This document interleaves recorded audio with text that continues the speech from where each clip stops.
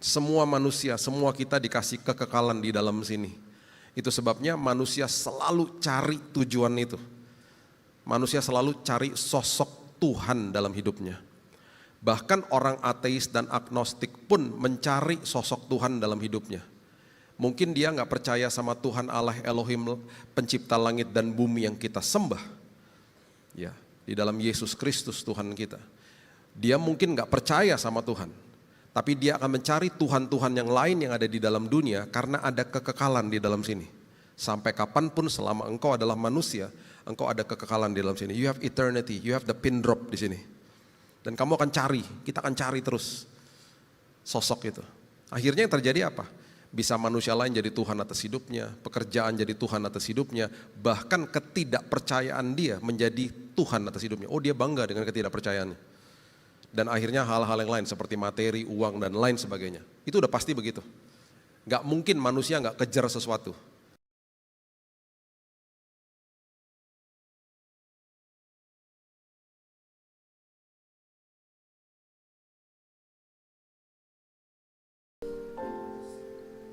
Bahwa ada beberapa dari Bapak Ibu yang datang hari ini dan engkau memerlukan perisai dari Tuhan karena pikiranmu terus diganggu dengan intimidasi demi intimidasi dari iblis.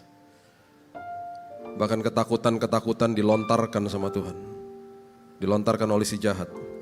Itu sebabnya pada hari ini terimalah perisai daripada Tuhan, yaitu firman kebenaran yang mengubah pikiranmu.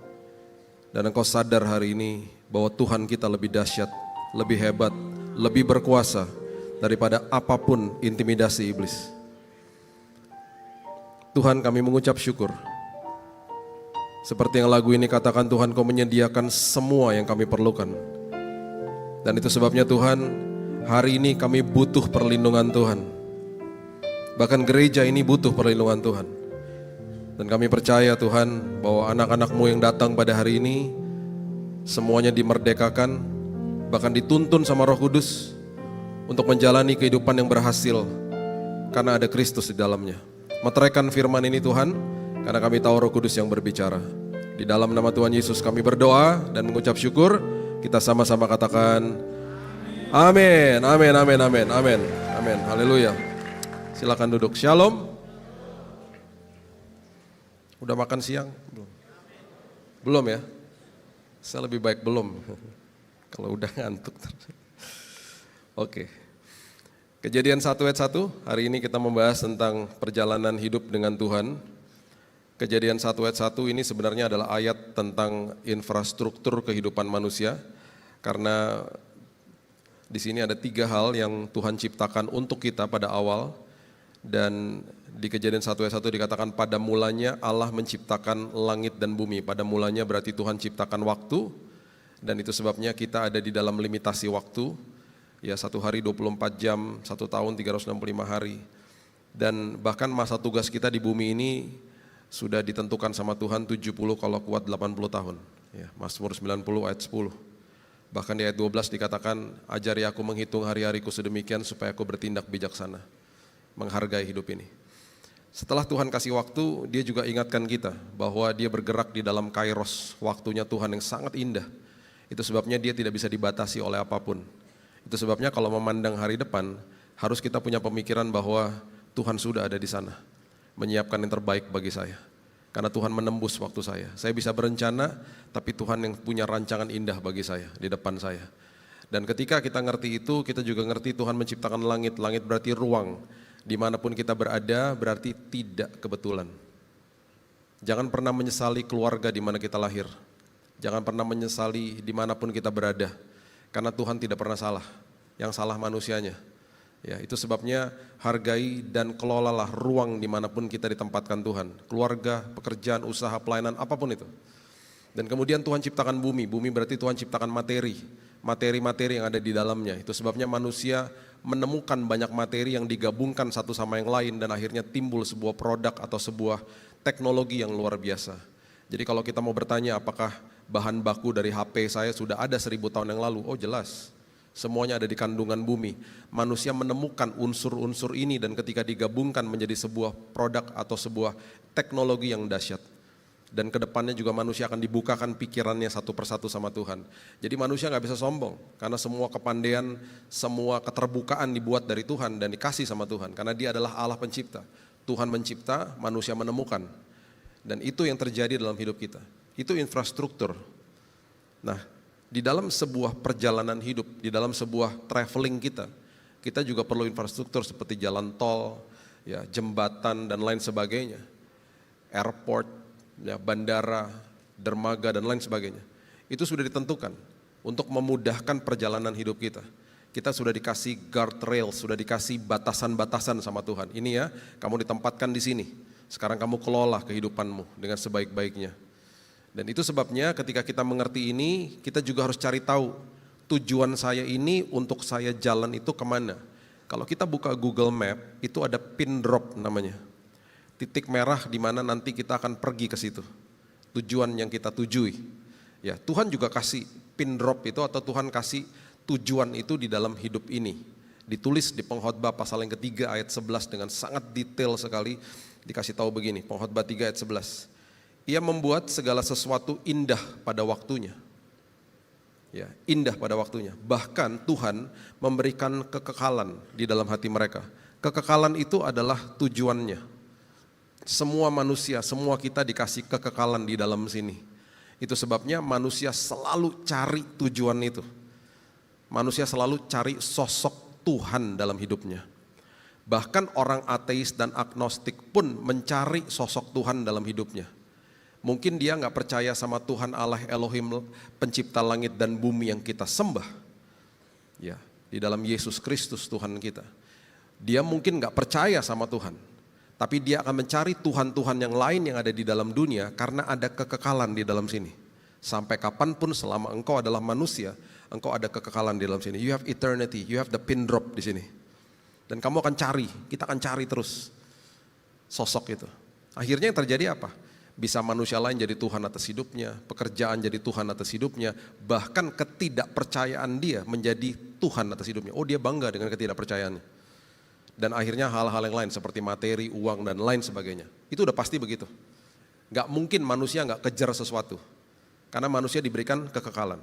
Itu sebabnya kalau kita kejar Yesus, kita menjadi orang yang mencari dahulu kerajaan Allah dan kebenarannya, baru segala sesuatu ditambah-tambahkan, added to you. Karena kita berarti orang yang mengerti bahwa prioritas utama adalah the kingdom values, kerajaan sorga, Yesus dalam hidup kita. Nah, itu yang terjadi sama kedua teman saya. Yang satu ateis, satunya agnostik, ya. Dan mereka datang ke rumah, ngobrol dan lain sebagainya. Ketika mereka datang ke rumah, saya minta hikmat Tuhan karena saya lihat ayat ini dan saya bilang, Tuhan, saya percaya ada kekekalan di dalam hati mereka. Tolong saya, berikan saya hikmat supaya saya nggak debat kusir sama mereka. Jadi mereka mulai melontarkan segala macam argumentasi dan saya nggak mau terpancing. Kesel nggak? Ya kesel lah. Karena Tuhan dijelek-jelekin sama dia dan lain sebagainya. Tapi saya nggak mau terpancing karena saya pengen mereka datang terus. Apalagi satunya ini ada teman saya dari kecil. Dan ngobrol, ketika mereka minta pendapat saya, baru saya utarakan. Dan saya nggak pernah mengutarakan dengan bahasa begini, kamu salah, kamu nggak bisa. Saya bilang gini, kan kamu tanya ya, menurut gua gini, saya ngomongnya gitu. Akhirnya mereka datang terus. Karena tujuan saya supaya mereka datang terus, jangan sampai mereka pergi. Udah untung nih dapat kesempatan sama mereka. Kadang-kadang sampai jam 1 pagi, ngobrol, berkeluh kesah. Saya berdoa, istri saya berdoa. Dan bahkan sebelum kita berpisah biasanya kalau malam-malam kita berdoa sama-sama. 1 bulan, 2 bulan, 3 bulan, 4 bulan. Setelah 6 bulan, satu persatu terima Yesus sebagai juru selamat. Mereka gak bisa lagi cari kemana. Karena firman Tuhan bilang begini, berbahagialah orang yang lapar dan haus akan kebenaran firman, karena orang-orang seperti itu akan dipuaskan. Berarti apa? Tidak ada kepuasan di luar kebenaran firman.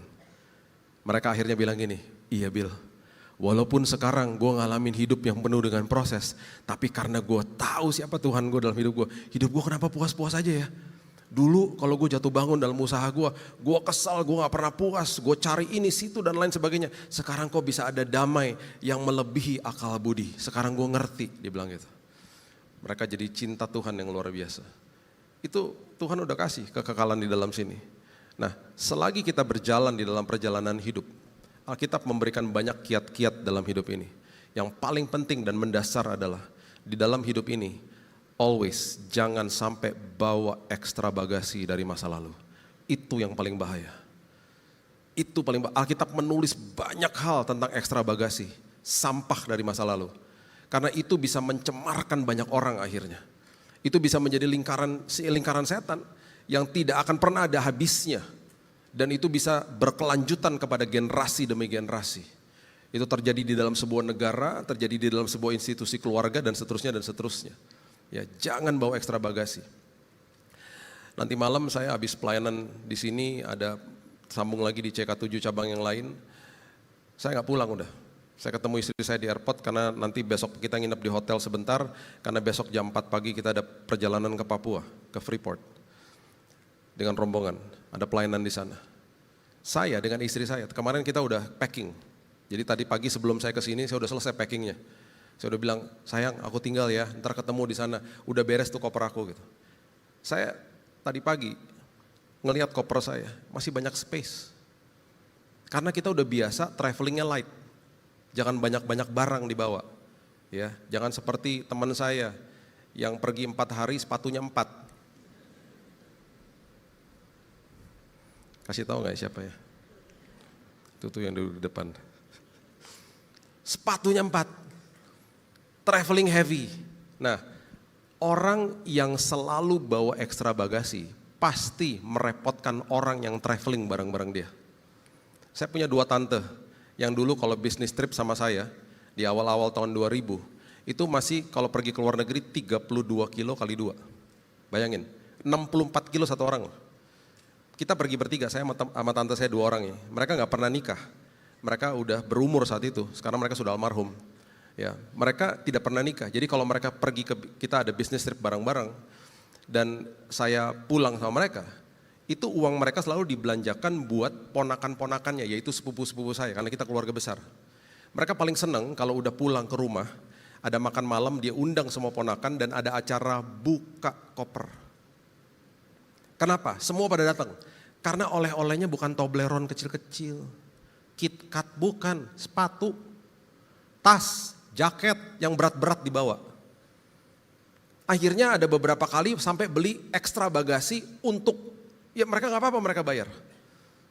Karena mereka senang menyenangkan hati ponakan, karena mereka gak punya anak kan. Yang repot, saya. Karena yang ngangkatin kopernya saya. Kopernya berat-berat. Dan kadang-kadang saya mesti bongkar taruh ini di sini karena airline saya bilang nggak boleh nih kelebihan, pindahin ke sini. Saya yang repot. Makanya orang yang bawa ekstra bagasi itu merepotkan orang yang traveling bareng-bareng dia.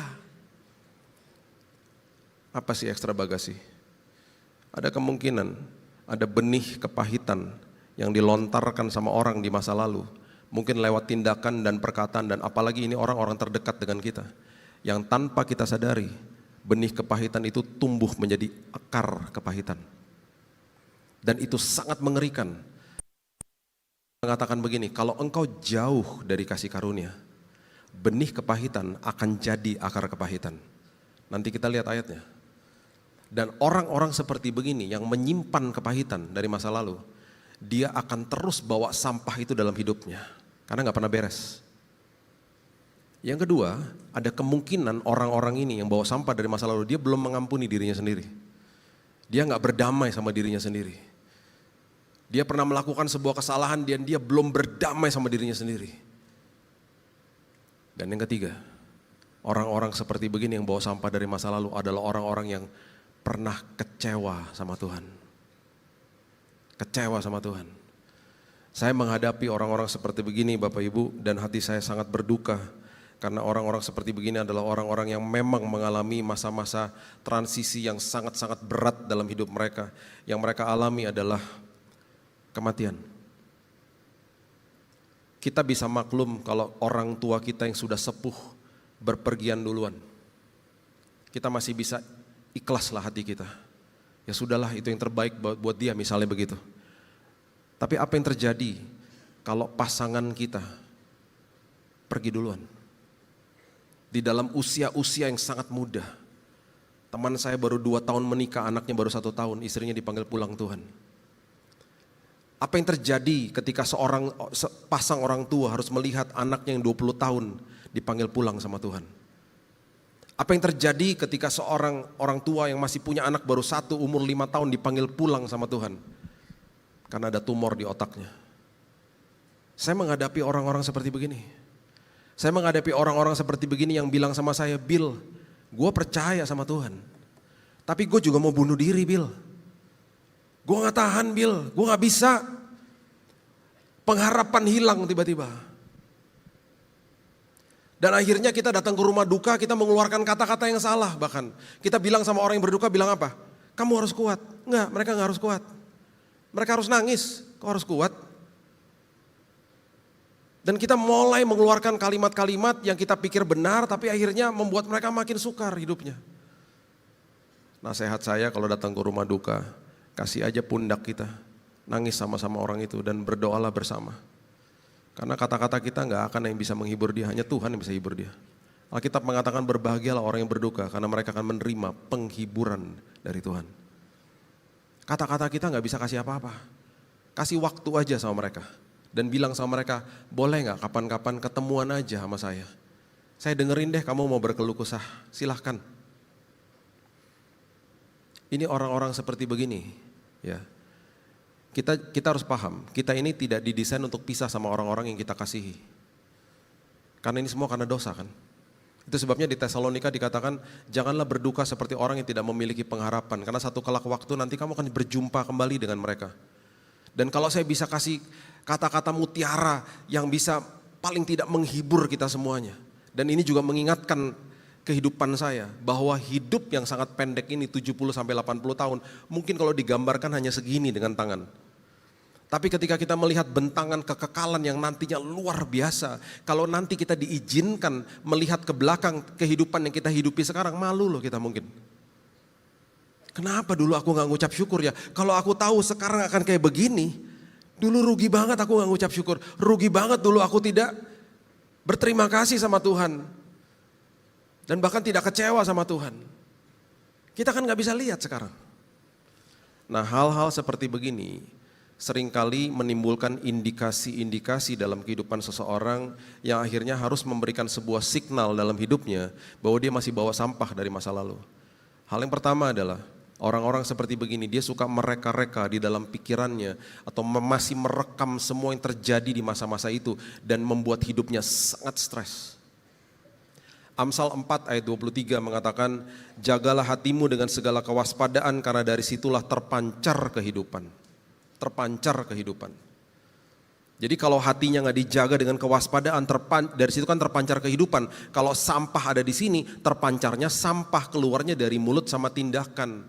Akhirnya Roma 3 ayat 14 mengatakan begini, mulut mereka penuh dengan sumpah serapah. Orang-orang seperti begini mereka masih mereka-reka di dalam pikiran mereka. Dan mereka masih punya rencana, nanti kalau aku ketemu sama orang yang pernah nyakitin hatiku, kalau dia ngomong gini aku akan counter attack dengan begini, kalau dia ngomong gini aku akan balas dengan itu. Dia reka-reka di dalam pikirannya. Bahkan dia mereka-reka, dia mungkin ngaca di depan kaca, nanti kalau aku ketemu dia muka aku harus begini dan lain sebagainya. Dia puter-puterin di otaknya, stres sendiri akhirnya. Dan akhirnya ketika dia kumpul sama teman-teman yang keluar dari mulutnya gosip, kata-kata negatif, asumsi, cepat marah, sensitif, teman-temannya gak suka sama dia akhirnya. Dan tidak jarang orang-orang seperti begini secara fisik mereka mengalami kesakitan. Kisah Rasul pasal yang ke-8 ayat 23 mengatakan, sebab kulihat bahwa hatimu telah seperti empedu yang pahit terjerat dalam kejahatan. Sakit akhirnya. Kenalah pencernaannya lah, stres lah, dan lain sebagainya. Dan yang paling mengerikan, Ibrani 12 ayat 15 mengatakan begini. Firman Tuhan katakan begini, saya mau kita betul-betul lihat ayat ini dan pahami dengan benar. Jagalah supaya jangan ada seorang pun di antara kita, ya, yang dikatakan apa? Menjauhkan diri dari kasih karunia Allah. Iblis selalu mau menjauhkan kita dari kasih karunia. Artinya apa? Iblis mau menjauhkan kita dari pengertian bahwa Tuhan sangat mengasihi kita. Itu sebabnya hal-hal klise yang kita dengar seperti begini, kita akhirnya nggak paham bahwa begitu besar kasih Tuhan. Tidak ada siapapun dan apapun yang sanggup memisahkan kasih Tuhan kepada kita. Makanya banyak orang Kristen masih ngomong begini, aku nggak rasa hadirat Tuhan, aku rasa Tuhan marah sama aku rasa Tuhan kecewa sama aku dan lain sebagainya. Saya punya satu khotbah pelajaran, ya, isinya begini, kita nggak sempurna, kita menyembah Tuhan yang sempurna. Hari ini ketika dia lihat anak-anaknya, dia lihat pakai kacamata kasih karunia, dia lihat kita sempurna, semuanya disempurnakan di depan mata dia.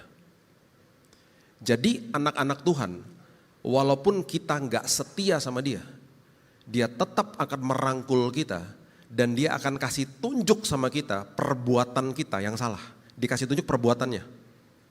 Itu artinya conviction, menginsafkan. Roh Kudus lakukan itu. Jatuh kan? Sama seperti kita.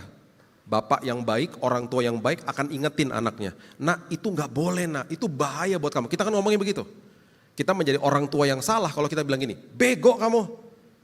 Gak tahu adat kamu, gak ngerti kamu, bego, gak layak kamu. Itu salah kita.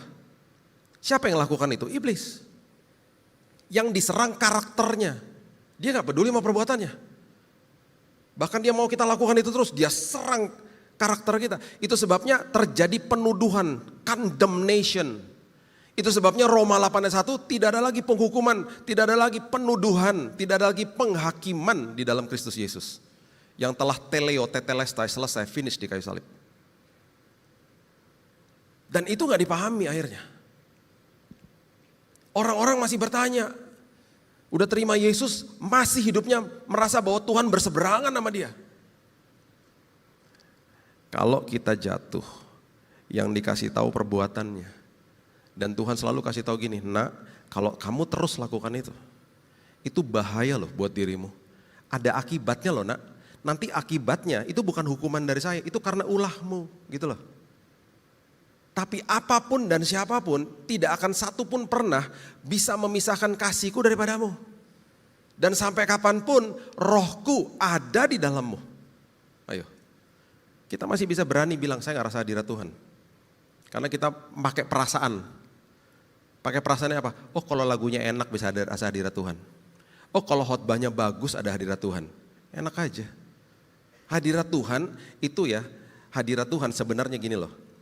Kehadiran itu berbeda dengan hadirat. Kehadiran itu berarti kita hadir. Di dalam sebuah pernikahan misalnya, saya sama teman saya hadir. Gak ketemu nih. Besoknya pas kita ketemu di mana gitu lagi janjian, gak nyadar gitu. Lo kemana? Gue ke wedding di hotel itu misalnya. Lah gue juga gitu. Sama-sama hadir toh. Tapi gak rasakan hadirat. Hadirat itu artinya countenance to countenance, face to face. Ketemu. Ya gak ketemu dong kita kemarin gitu. Tuhan hadir selalu, gak pernah gak di dalam sini. Dikasih ke Roh Kudus waktu terima Yesus. Kita gak rasakan hadirat karena kepala kita dipalingkan sama iblis, lihat masalah. Makanya ada kuasa di balik ucapan syukur. Karena kalau orang ngucap syukur, dia lagi memalingkan wajahnya untuk sadar bahwa Tuhan selalu hadir. The power of thanksgiving. Makanya orang Kristen yang berpikir bahwa oh hadirat Tuhan hanya bisa dirasakan lewat tata ibadah, ngawur aja. Gak bisa, itu pengalaman pribadi masing-masing. Kalau itu aja kita sadar bahwa Tuhan tidak pernah sedetik pun tinggalkan saya, wah dahsyat. Itu maksudnya, jangan jauh-jauh dari kasih karunia. Kamu harus paham bahwa aku mengasihimu dan tiada siapapun dan apapun yang sanggup memisahkan kasihku kepadamu. Supaya apa? Dikatakan begini, menjauhkan diri dari kasih karunia agar jangan tumbuh akar kepahitan. Jadi kalau kamu menerima kebaikanku, kamu mengerti kebaikanku dalam hidupmu, itu sebabnya kamu sanggup, firman Tuhan katakan begini, saling mengasihi. Sama seperti Kristus mengasihi saya. Bukan sama seperti orang ini mengasihi saya. Jadi terlebih dahulu saya terima kasih Tuhan, fulfilled, Yesus bawa kehidupan yang berkelimpahan di dalam sini. Saya sanggup memberikan yang terbaik akhirnya kepada siapapun. Enggak gampang orang seperti begitu. Yang dilempar benih kepahitan jadi akar kepahitan. Enggak bisa akhirnya. Karena dekat dengan kasih karunia. Itu maksudnya. Belajar terima kebaikan Tuhan untuk memberikan yang terbaik. Kenapa? Kalau sampai ada akar kepahitan, firman Tuhan katakan dengan jelas begini. Yang bisa menimbulkan kerusuhan. Dan habis kerusuhan mencemarkan banyak orang. Makanya orang yang bawa sampah dari masa lalu, dia sangat mudah untuk memberikan kepahitan kepada orang terdekatnya. Kita kalau nonton TV, ada demonstrasi dan ada kerusuhan, kesel pasti kita. Ini siapa sih ini dalangnya nih? Ini orang-orang gak educated banget sih gitu, kesel kita. Kita gak sadar, kita bawa sampah dari masa lalu. Dan kita buat kerusuhan di sekitar kita. Orang akhirnya kalau dekat-dekat sama kita harus jaga-jaga ngomong. Karena apa? Kita sensitif, dikit-dikit marah, dikit-dikit tersinggung. Akhirnya teman-teman kita mulai pergi satu-satu. Dan orang-orang seperti ini gampang diemin orang. Semua didiemin, gak suka didiemin sama dia. Ngambekan, ayo. Itu sampah dari masa lalu. Gak beres-beres akhirnya. Apa yang Alkitab katakan tentang orang-orang seperti begini? Karena orang-orang seperti begini akan selalu timbul momen-momen di mana dia akan diingatkan sama iblis. Atau bahkan dia teringat sendiri tentang kejadian di masa lalu itu. Dan tiba-tiba bisa timbul kemarahan, timbul depresi yang terjadi bisa dadakan. Contoh, teman saya ngomong gini, gue gak suka banget tuh ngeliat tuh orang. Emangnya kenapa? Lo kenal sama dia? Enggak, lah gimana sih? Lo gak suka apanya? Gue gak suka lihat tampangnya. Ih kenapa sih? Usut punya usut ternyata orang itu mirip seperti orang yang pernah nyakitin dia. Tiba-tiba lagi ngumpul ngopi-ngopi sama teman-teman misalnya. Lagi ketawa-ketawa, tiba-tiba ada teman kita yang buat jokes. Ya, kalimatnya seperti kalimat yang kita pernah terima di masa lalu yang nyakitin kita. Kita bisa diem tiba-tiba. Teman kita bilang ini, lo kenapa? Gitu. Kita ngomong aku, enggak apa-apa. Gitu. Itu momen-momen yang bisa mengingatkan kita. Ada lagi momen-momen seperti begini, teman-teman saya bilang gini, Bill gue masih belum bisa lihat Bill anak 20 tahun. Karena ingatin gue sama anak gue ini panggil pulang Tuhan. Bill gue belum bisa lihat anak 5 tahun karena gue mengingat tentang anak gue ini panggil pulang Tuhan. Bill gue gak bisa lihat pasangan lagi jalan berduaan karena gue ingat pasangan gue ini panggil pulang Tuhan. Itu momen-momen kayak begitu sering terjadi. Nge-trigger pikiran kita. Nah ketika momen itu terjadi, apa sih yang Alkitab katakan? Coba lihat Yohanes pasal yang ke-18 ayat 18. Yohanes 18 ayat 18. Yohanes menuliskan ini dengan sangat luar biasa. Dia bercerita tentang temannya namanya Petrus. Dia bilang begini, sementara itu hamba-hamba dan penjaga-penjaga bait Allah memasang api arang. Sebab hawa dingin waktu itu mereka berdiri berdiam di situ, Petrus berdiri berdiam bersama-sama dengan mereka. Ini letaknya di depan rumahnya imam besar Kayafas. Yesus lagi ditahan. Mereka berdiam itu berarti menghangatkan tubuh di depan api arang. Yohanes lagi kasih tahu sama kita, ini momen api arang. Petrus di situ, lagi nungguin Yesus yang lagi ditahan. Mereka di depan api arang. Kalau kita nonton sekarang di film-film mungkin gentong, ada kayunya, ada tunawisma pada di sampingnya berdiang. Berdiang itu menghangatkan tubuh. Mungkin ini bentuknya api unggun, kita nggak tahu. Saat itu tiba-tiba ada temannya Petrus datang. Mungkin teman, mungkin orang mengenali karena dikatakan mengenali dia. Lu bukannya murid Yesus? Disangkal sama dia di depan api arang. Bukan. Dan kita tahu 3 kali dia sangkal Yesus. Oke? Yesus mati di kayu salib, Yesus bangkit, dan Yesus mulai menampakkan diri kepada murid-muridnya. Petrus gimana dong? Dek hatinya. Karena dia paling sombong tentang kasihnya kepada Tuhan. Dia selalu bilang gini, aku sangat mengasihi dia, gak mungkin aku nyangkal dia. Yohanes beda kalau nulis bukunya. Kalau Bapak Ibu baca kitab-kitab Yohanes, ya khususnya kitab Yohanes ini, kalau Bapak Ibu baca itu sering banget dia ngomong begini, murid yang dikasihinya.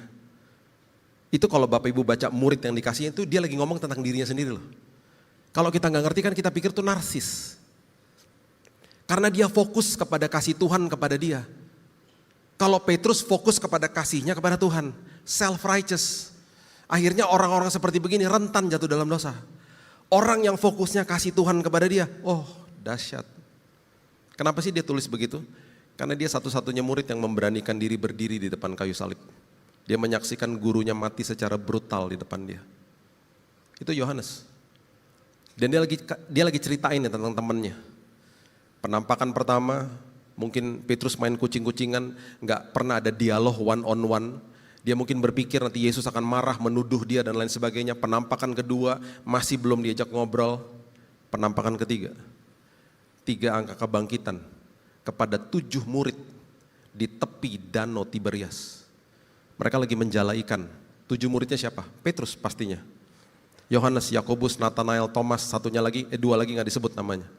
7 angka sempurna. Yesus lagi di pinggir pantai danau Tiberias.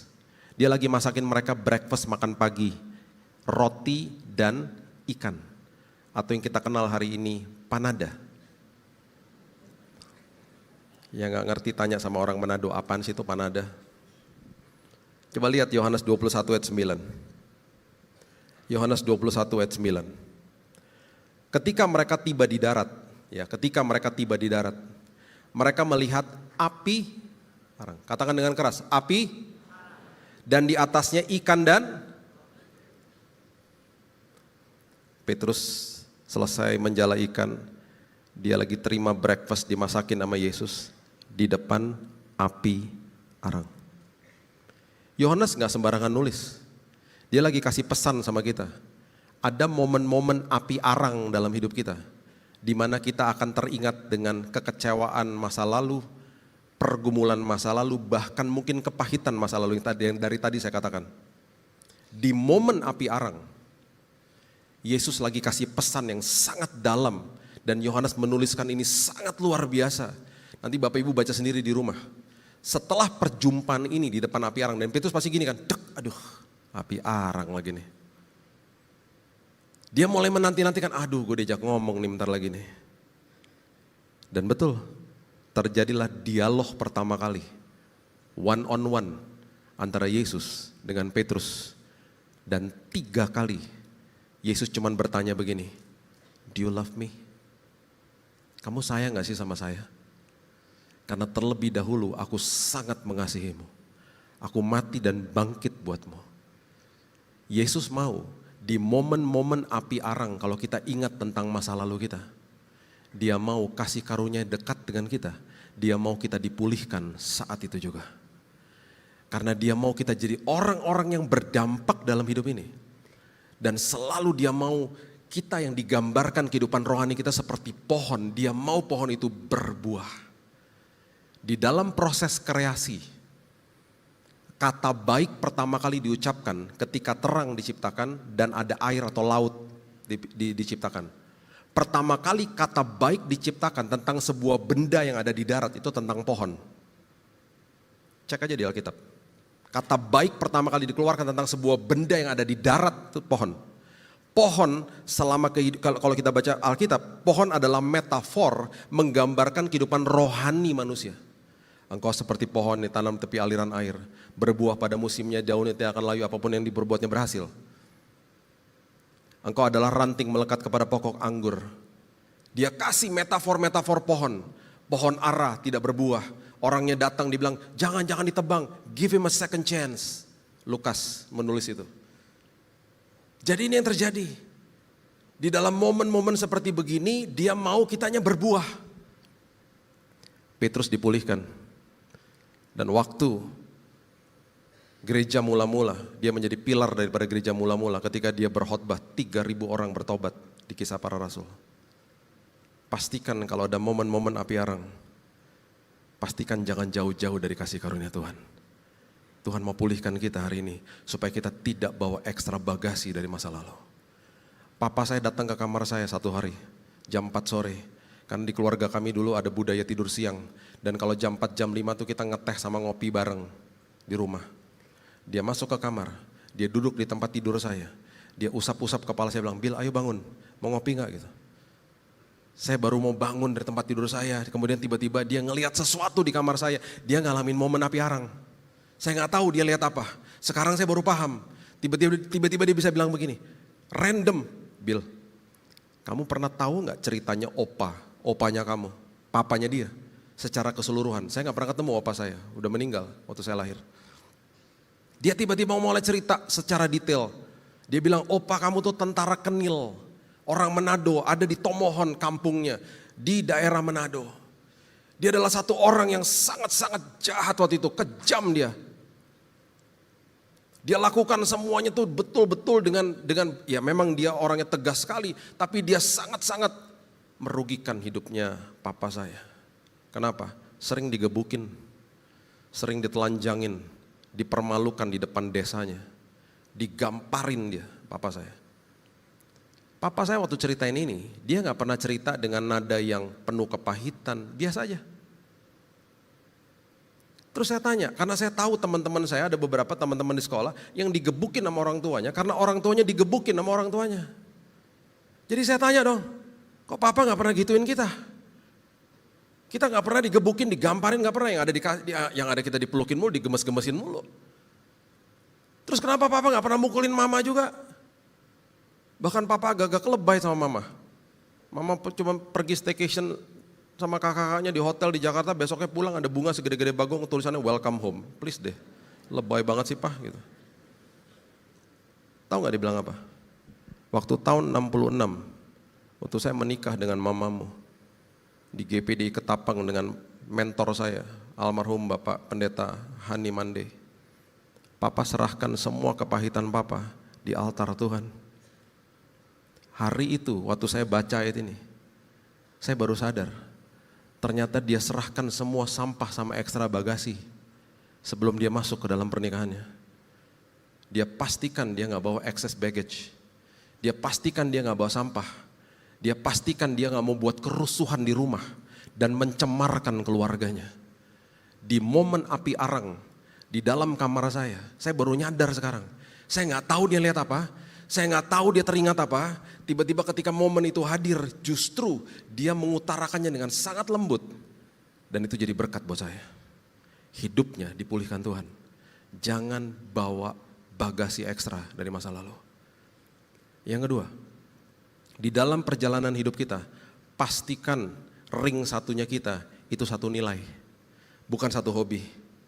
Ya, jangan berpikir bahwa karena satu hobi, saya berarti cocok sama dia. Betul, tapi perhatikan ring satu kita harus satu nilai. Makanya saya suka kesel kalau ada orang datang, mau nikah ya? Iya. Kenapa kalian mau nikah? Iya om, karena kita dua-duanya punya kesukaannya sama. Pengen saya jitak rasanya. Satu nilai bukan kesukaan. Kalau tiba-tiba hobinya sama, bagus, nilai plus. Tapi paling tidak nilainya sama. Mau punya hobinya beda, nilainya sama, luar biasa pasti. Makanya kita punya layer-layer pertemanan kan, layer-layer orang yang ada dalam hidup kita. Kalau orang kirim paket ke rumah kan letaknya di luar pagar, paket, oh ya di luar pagar. Pak RT, Pak RW kalau ke rumah, teras rumah. Ada beberapa teman yang saya keluar dari kamar, udah di meja makan ambil makan.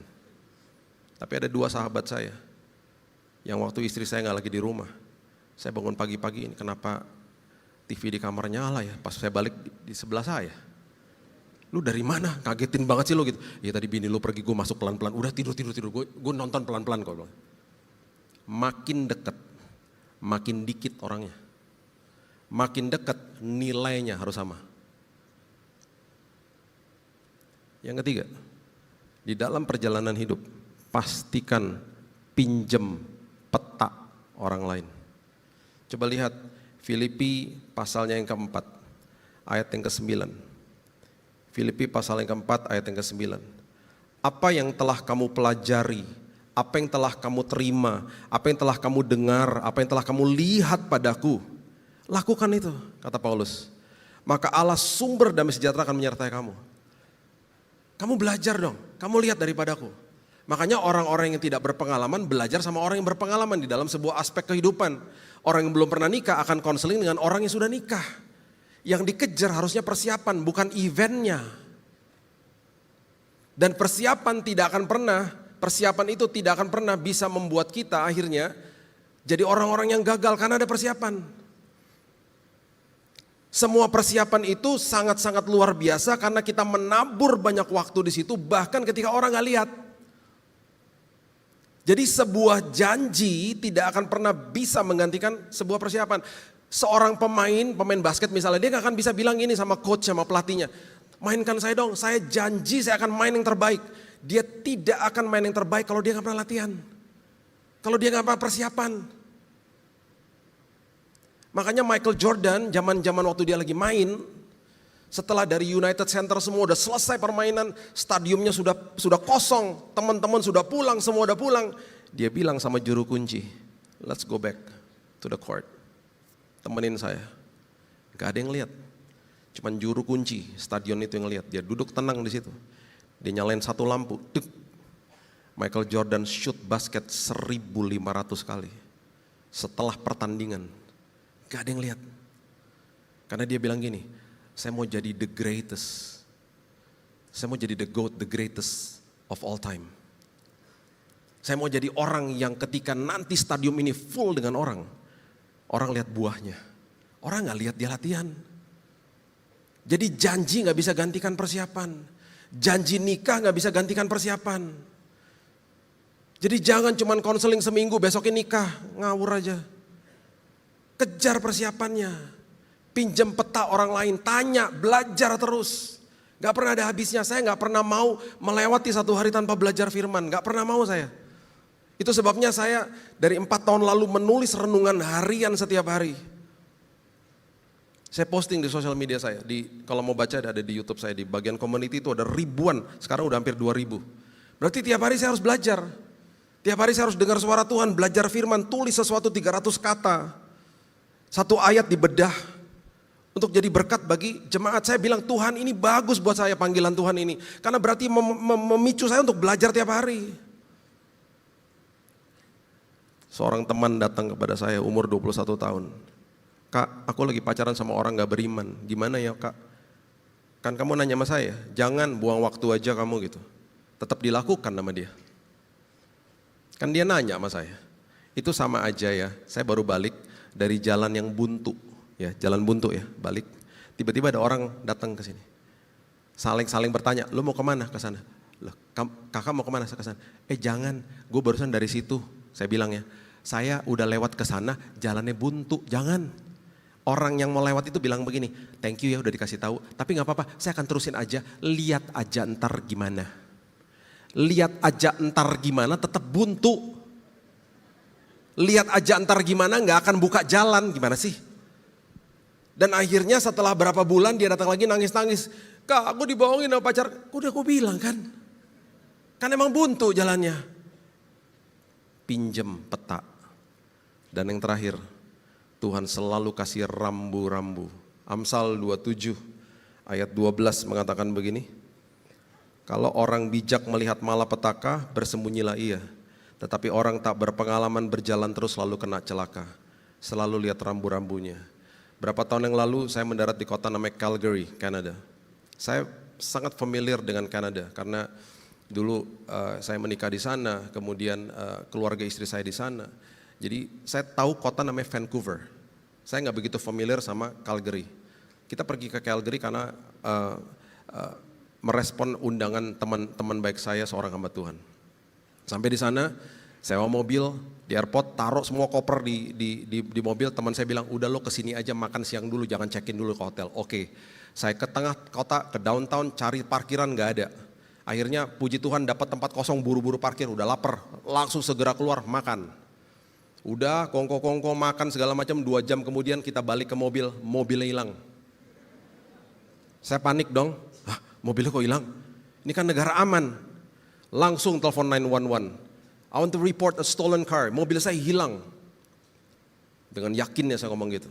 Oh bentar, dia cek. Selagi dia lagi taruh saya on hold, saya lihat ke sebelah sini, di daerah tempat di mana tadi saya parkir, tiba-tiba saya lihat ada rambu di situ, kecil rambunya, loading zone. Tulisannya gini, loading zone, anyone park here will be towed away. Siapa yang parkir di sini akan diderek segera.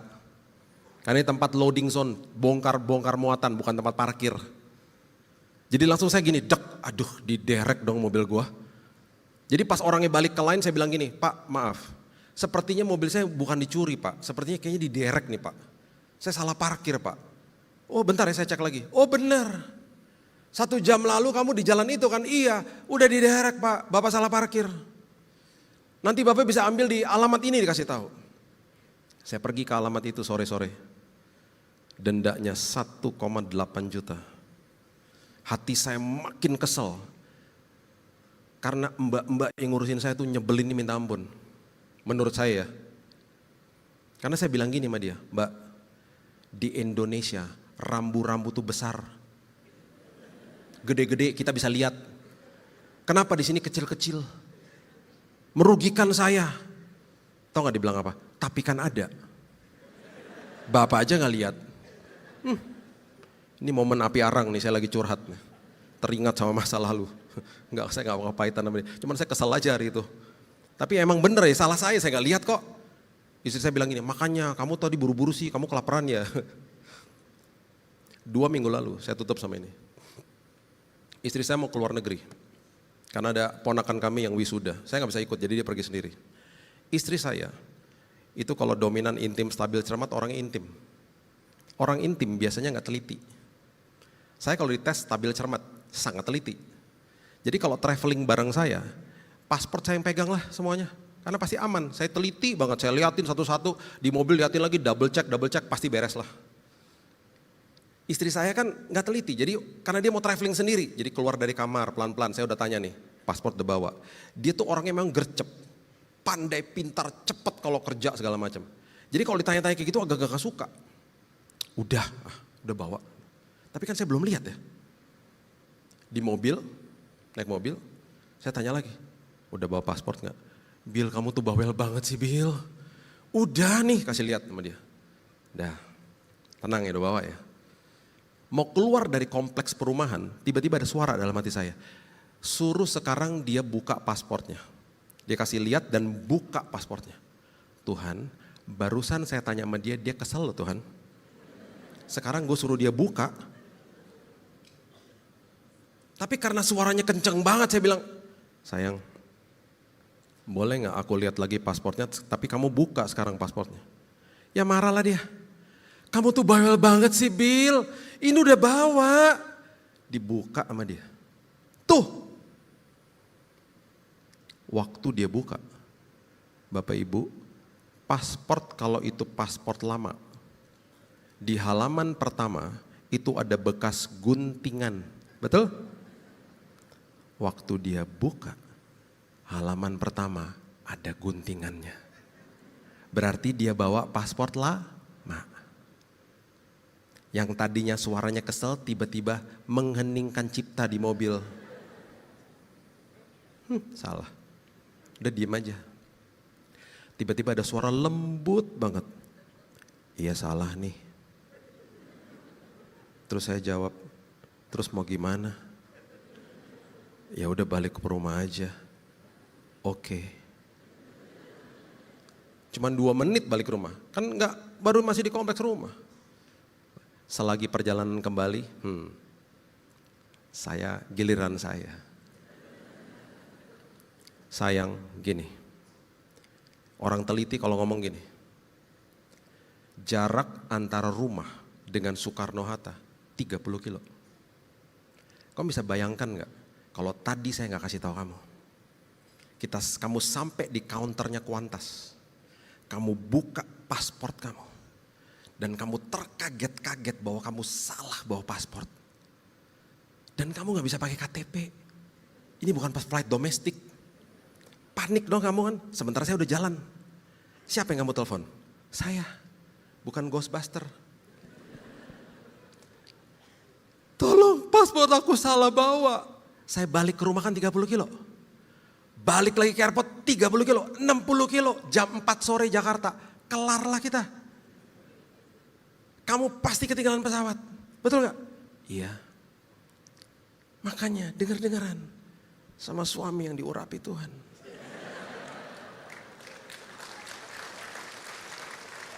Makanya Tuhan buat saya gak ada rambut supaya suara Tuhan masuknya cepat. Kalau ada rambut kan ketahan, cepat masuk. Berbahagialah bapak-bapak yang tidak ada rambutnya, karena engkau adalah anak-anak Allah. Iya katanya gitu. Saya tunggu depan rumah, dia masuk ke mobil lagi, saya tetap gak mau percaya. Coba lihat lagi sayang please, jangan-jangan paspor gue dibawa. Dibuka, itu udah bener, ya udah oke. Waktu saya klik lagi Google Map, yang tadinya diarahin ke sana, tol yang ke sana, sekarang diarahin tol yang baru. Rupanya yang tadi kan 1,5 jam, itu udah paling cepat. Sekarang jadi 1 jam, rupanya macet yang di sini sudah terurai. Terima kasih dong Tuhan, thank you Tuhan, dikasih waktu lebih cepat ke sananya. Dan plus saya berpikir begini, mungkin aja ada bahaya di sana, saya mana tahu. Tapi Tuhan selalu menuntun anak-anaknya. Jadi kalau ada hal-hal yang gak enak terjadi, tenang aja. Tenang aja, Tuhan lagi tuntun kita kok. Kalau sampai ada pintu tertutup, nyantai aja gak apa-apa Tuhan. Aku belajar menangani pintu yang tertutup. Karena mungkin ada bahaya di balik situ. Tuhan akan bukakan pintu-pintu yang baru. Karena di baliknya ada terobosan yang luar biasa. Berikan tepuk tangan kita untuk Tuhan kita. Bapak yang baik, terima kasih buat siang yang indah ini. Kami percaya firman Tuhan terus berkumandang di hati kami ya Tuhan. Kami percaya bahwa perjalanan hidup kami berhasil bersama-sama dengan Tuhan. Kami banyak belajar hari ini Tuhan, bahwa kami gak boleh bawa ekstra bagasi dari masa lalu. Kami mau punya Tuhan orang-orang yang senilai sama hidup kami. Tuhan, kami mau pinjam peta dari orang-orang yang berpengalaman, orang-orang yang menjadi mentor kami mungkin Tuhan. Dan juga terlebih lagi kami mau terus lihat petanya dari firman Tuhan, supaya itu jadi pembelajaran buat hidup kami hari lepas hari. Dan Tuhan, buka hati dan pikiran kami, supaya kami paham rambu-rambu yang Tuhan tetapkan dalam hidup kami. Baik itu damai sejahtera, sukacita, hikmat. Tuhan, kami mau peka sama suara Roh Kudus, supaya perjalanan kami berhasil, aman dan nyaman bersama Yesus. Meteraikan firman Tuhan, karena kami juga sudah dimeteraikan sama Roh Kudus. Hanya di dalam nama Tuhan Yesus kami sudah berdoa dan mengucap syukur. Kita sama-sama katakan amin. God bless you.